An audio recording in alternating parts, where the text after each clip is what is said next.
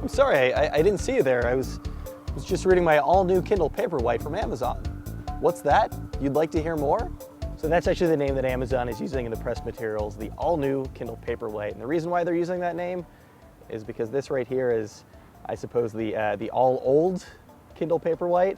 This was announced last year. As you could tell, there aren't a lot of aesthetic differences between these two devices.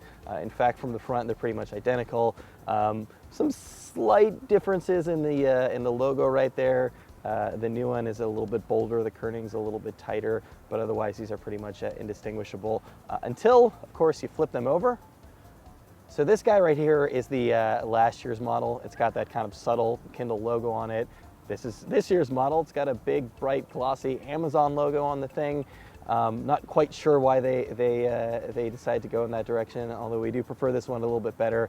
It's kind of a moot point though, because when this thing isn't sitting on a counter, it's probably going to be obscured by your hand or some kind of case anyway. As far as other physical properties of this guy right here, got the standard micro USB down there, power button, and that's all you get for ports and buttons. As per usual, no expandable memory on this thing. There's no micro SD slot. It has 2 gigs of memory built in.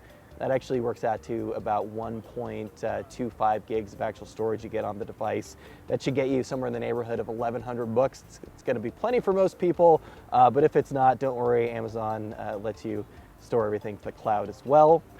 So this shows you everything that you bought from Amazon, whether or not you've downloaded it to the device. This is actually really handy if you had an older Kindle and you're transferring things over. All you've got to do is click on it and it will download it directly to your new desktop.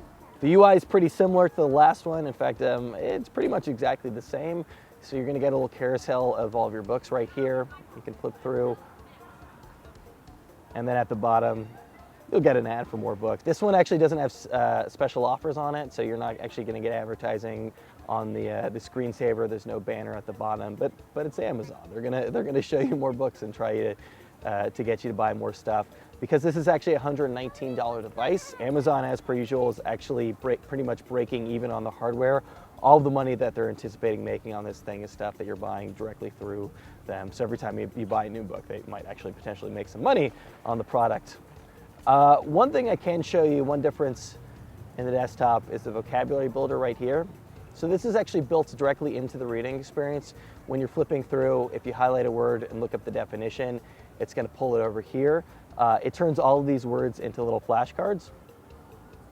So kind of easy way to learn all the words that you looked up in one place. And once you're done with a word, you can mark it as mastered. Obviously not really a killer app. I guess if you're in school, it could come in handy. Actually, the first hands-on that we got of the Kindle Paperwhite was in Germany. The woman I spoke with, English was her second language. She said she really likes to read English books, and this is a good opportunity for her to actually learn some words along the way. So again, looks pretty much exactly like it did on the last one. You're going to get all of your text right here. At the bottom of the page, you can flip through this. This will show you the location, how much time is left in the chapter, how much time is left in the book. It's a handy feature, but I actually noticed that once I started using that, I kind of started reading a lot faster. I tend to race against myself. You get the percentage of the book that's completed down at the bottom. You click forward or swipe forward to advance the book, tap back to go back in the book, and if we click up here, we're going to get various options in the book. You could change the text, for example. So we've got 8 different text sizes, 7 different text options for line spacing and margin.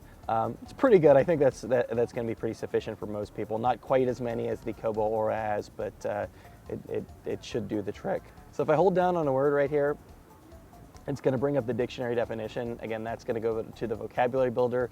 Now Wikipedia is built in as well. Unfortunately, we're at a park right now, and this is not the 3G version, so I'm not getting any information. But this is definitely a cool feature. You know, if you're reading a piece of nonfiction and want to get a little bit of context, you can find the Wikipedia entry there.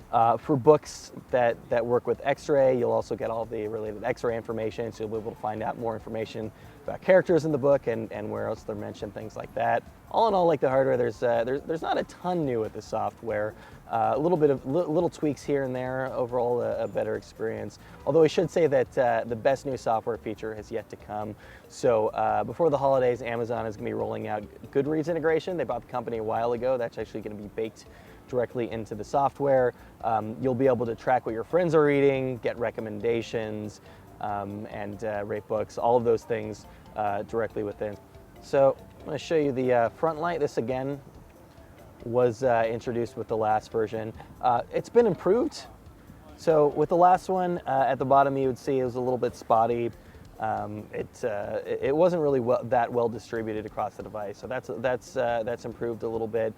There's a new processor on the device as well. It's up to 1 gigahertz right now. The last version was 800 megahertz. Things are going to load a little bit quicker on here. Page turns are slightly improved. It's barely detectable, but it is there. But you know, if you're doing things like opening books, or if you're starting it up from sleep mode, all of that's going to be happening a little bit faster. So there you go, all new Kindle Paperwhite. It's very similar to last year's Kindle Paperwhite. There are a few distinctions, however. It's a little bit faster, front lighting's a little bit better, some improvements on the software, and it has Wikipedia integration. We're pretty excited to see what Amazon's going to do with Goodreads, but that's coming up between now and the holidays. Not a ton of differences between this and the last one, but last year's model was the best e-reader out there, and it continues to be one of the best e-readers out there. It's a little bit cheaper than the Kobo Aura. This one starts at $119. It's $139 if you want it without special offers. Obviously going to be a little bit more if you want the 3G option. It's going to be available later this month. That's the new Paperwhite.